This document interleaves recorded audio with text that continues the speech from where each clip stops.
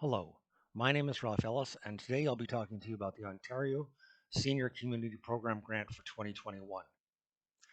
A couple of key points about this grant. It is unusual compared to things like New Horizons, and that is not focused primarily on physical goods. It's focused on delivering programs, it's focused on um, providing services, but it's not focused on buying, let's say, physical things like a mower or bowls or things like that. Because of this, this grant should primarily be considered by people who are interested in doing virtual and online programming or doing website redesign. So you're more likely to be approved for those.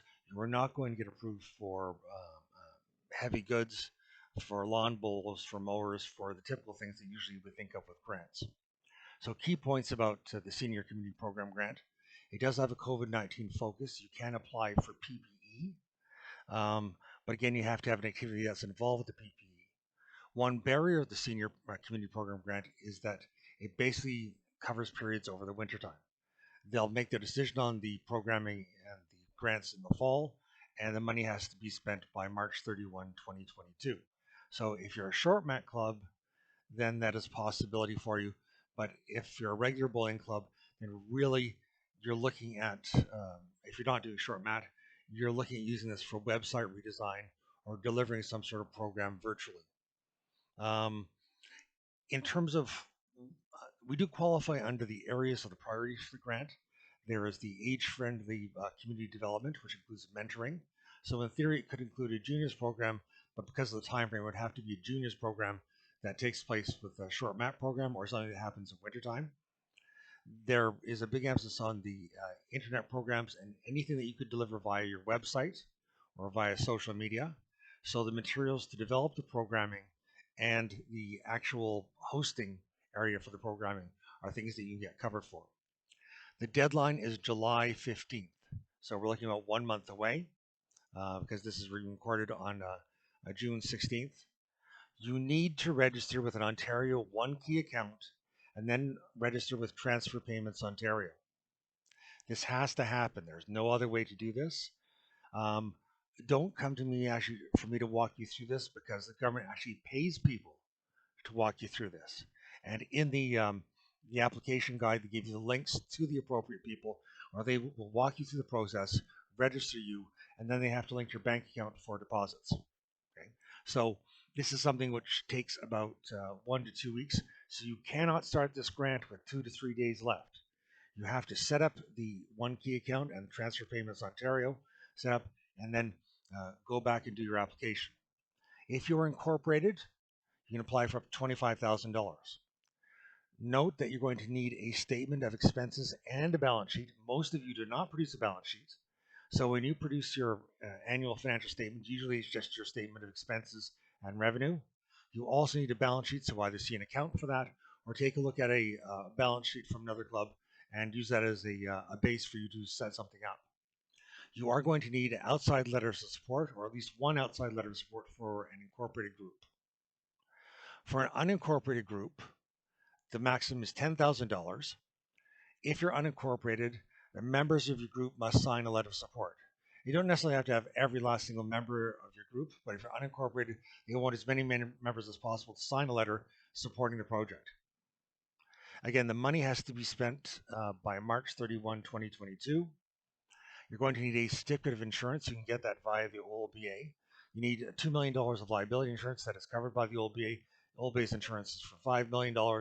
There are some very specific requirements on the certificate of insurance.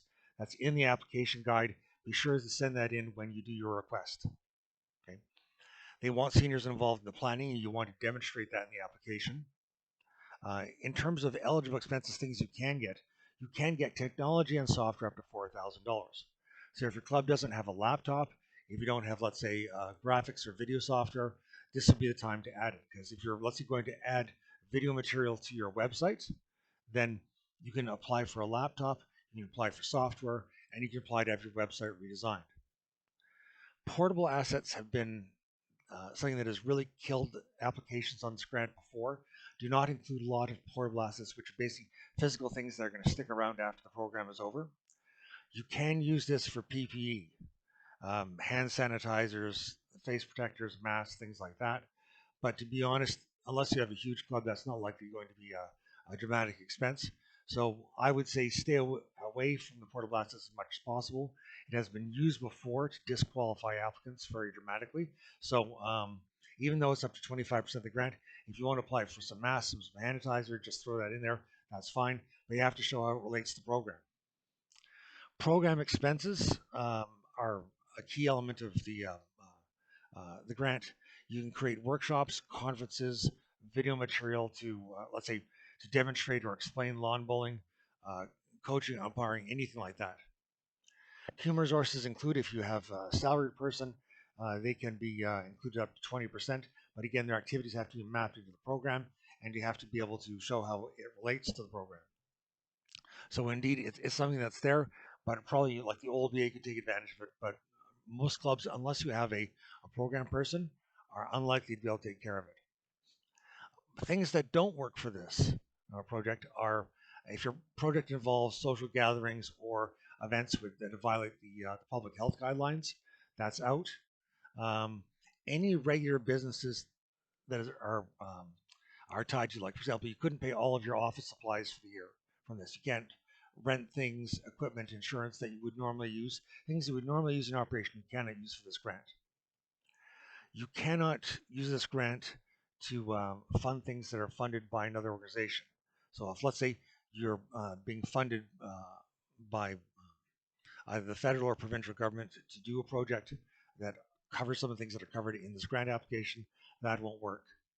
You can't use it for capital projects. So you can't use it for renovations, upgrades to the building, permanent fixtures, gazebos, other sort of upgrades. Cannot use it for gardening projects, repairs or installation of stone walkways, permanent planting structures, irrigation systems. I can't use it for furniture, healthcare equipment. So again, um, no defibrillators, so no medical equipment, um, nothing for any sort of religious groups, no purchase or renting of vehicles. So really what you're looking at with this grant is you're looking at preparing online programming. You're looking at revamping your website. And while you're revamping your website, you can get your club a laptop and appropriate software for either video editing or photo editing or other things along those ways, or things for managing website or for managing programs within your club, scheduling, that sort of thing. A paid program with Sign Up Genius, things like that. So this is what you're looking at with the Ontario Senior Community Program Grant. Recently, we circulated some of the application guide.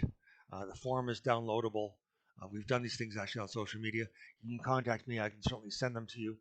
Um, but key things for you to remember is that you're not going to be able to use it for the regular sort of hard goods that you use for New Horizons. You're looking at getting technology, and you're looking at primarily website development. Okay, so that's it for now. If you need to contact me for additional questions, email me at ellis@olba.ca, ELLIS @olba.ca, or the telephone number 416-804-3214. Thanks. I'm Ralph Ellis, and remember to make sure to get yourself going on the registration process at least 2 weeks before the deadline. So if you haven't started this by July 1st, you're probably not going to make it. So get yourself going and contact me for questions. Thanks very much.